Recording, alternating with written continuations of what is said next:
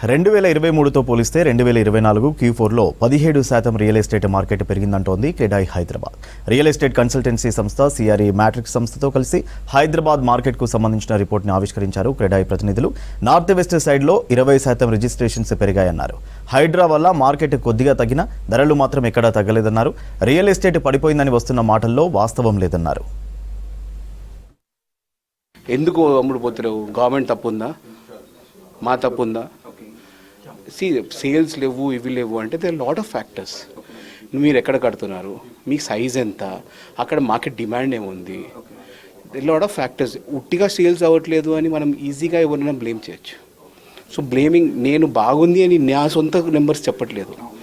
మేము రిపోర్ట్ చూసి, ఆ రిపోర్ట్ కూడా ఎట్లా వచ్చింది, రిజిస్ట్రేషన్ ఎన్ని అయ్యాయి, ఆ రిజిస్ట్రేషన్ ఏం చేస్తూనే అవుతాయి కదా. అది ప్లాటెడ్ ఉంది, రెసిడెన్షియల్ ఉంది, కమర్షియల్ ఉంది, అన్నీ సేల్ అయినాయి కదా. ఇది ఒకవేళ చెక్ చేసింది ఎట్లా, ఒకవేళ ఉట్టి రిజిస్ట్రేషన్ వాల్యూస్ ఉన్నాయా, మేము దాన్ని క్రాస్ వెరిఫై రెరా రిజిస్టర్తో 2 క్రాస్ వెరిఫై చేశారని చెప్పారు. మీకంటే ముందు ఇట్లాంటి రిపోర్ట్ ఏదైనా క్రెడాయ్ బ్యాకింగ్ ఇస్తుందంటే మీకంటే ఎక్కువ భయం మాకే ఉంటుంది. మనం ఏ ఏరియాలో ఇప్పుడు కన్స్ట్రక్షన్ చేస్తున్నాం, దీన్ని ఓవరాల్గా కూడా మరి ఏరియాలో ఎక్కువ ఇన్వెంటరీ వస్తుందా, దీన్ని ఫోకస్ చేయొచ్చా. ఇప్పుడు కూడా CRE మ్యాట్రిక్స్ సంబంధించిన అభిషేక్ హ్యాస్ సజెస్టెడ్ అనమాట, ఈస్ట్ పార్ట్ గురించి, లుక్ ఈస్ట్ అనే దాని మీద ఫోకస్ చేయాలనేది.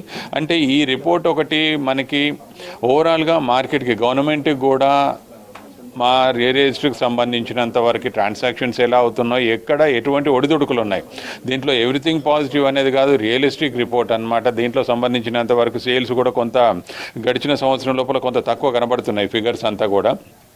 దానికి సంబంధించినంత వరకు అది ఓవరాల్గా మార్కెట్ ట్రెండ్ నెగిటివ్ ఉందనేది కాదు. ఎలక్షన్ ఇయర్ అనేది మనం మొదటి నుంచి కూడా చెప్పుకుంటున్నాం. But the figure shows little bit of slow down అనమాట.